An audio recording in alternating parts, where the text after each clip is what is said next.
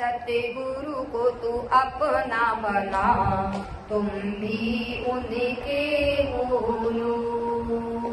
हुई अमृत की वर्षा, जीवन अपना धूल। तो क्या कह रहे? अपने को नहीं जाना, उसका है क्या जीना।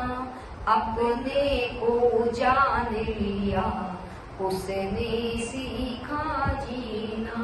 हृदय में बसा करके हर पल सुमिरण कर लो। सतगुरु को तू अपना बना, तुम भी उनके हो। तो अपने को नहीं जाना, हम दुनिया को जानेंगे, उससे क्या होगा? राग होगा, द्वेष होगा, चित्त में चिंतन होगा, मन शांत नहीं होगा। लेकिन इस जीवन में दुनिया तो जान ली, सब कुछ जान लिया, अपने को नहीं जाना। इसलिए अपने को, स्वयं को जानो, पहचानो, मानो ना। तो कैसे जानोगे? जब गुरु के चरणों में आओगे, सद्गुरु को अपना बनाओगे और तुम भी श्रद्धा भक्ति से उनके समर्पण हो जाओगे। सद्गुरु को अपना बना, तुम भी उनके हो लो। गुरु हमारे, हम गुरु के। तो क्या होगा? गुरु के पास आकर के, कल बताया था ना, श्रद्धा से पूछने से, निष्कपट भाव से पूछने से वे आपको ज्ञान का उपदेश करेंगे। तुम्हें तुम्हारे स्वरूप का बता देंगे, पता बता देंगे। कहते निज स्वरूप का पता बता के मेरी डूबती नैया तारी। तो कहते हृदय में बसाओ गुरु को, हृदय में बसाओ प्रभु को और हर पल उसका सुमिरन कर लो। वरना क्या बोला? माया तो माया है, मन फंसता चला जाए।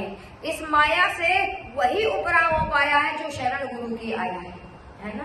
कहते माया तो माया है, मन फंसता चला जाए। गुरु ज्ञान ही ऐसा है, ये मन अमन होगा। भाई अमन का मतलब क्या होता है? उर्दू शब्द है तो कहते हैं अमन का मतलब चैन, है ना, शांति। और ये कब मिलेगी?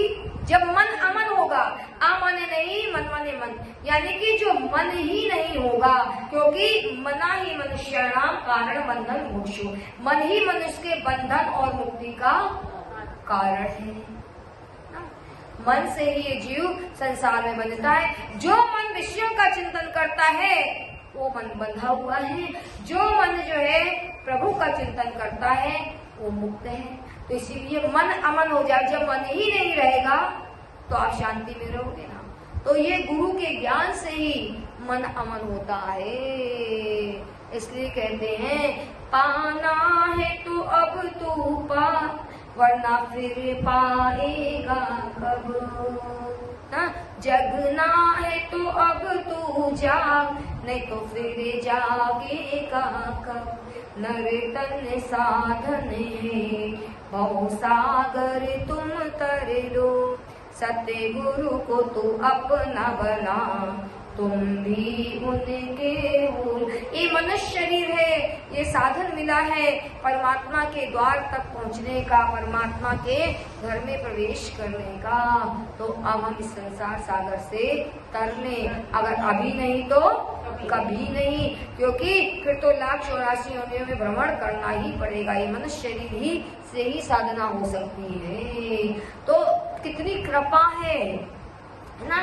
3 कृपाएं मुख्य रूप से होती हैं। कौन कौन से जानते हो?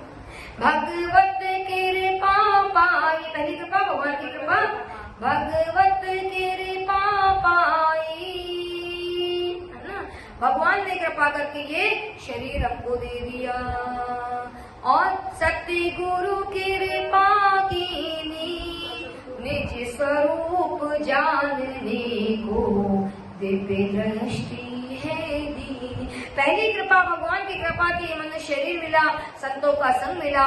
दूसरी कृपा गुरु की कृपा हुई है, जिससे हमको ज्ञान मिला, जिससे हम अपने स्वरूप को जान पाए।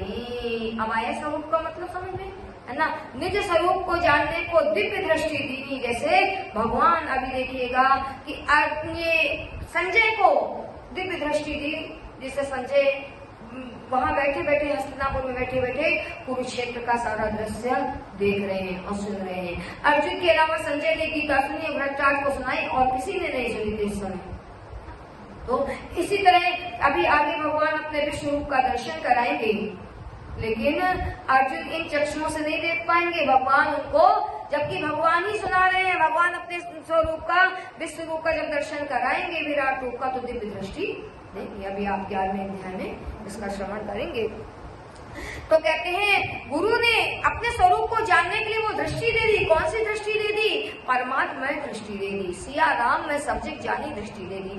कंकर कंकर में शंकर ने वो दृष्टि दे दी, है ना। तो कहते निज स्वरूप जानने को दिव्य दृष्टि है दीनी। अब क्या करना है हमें?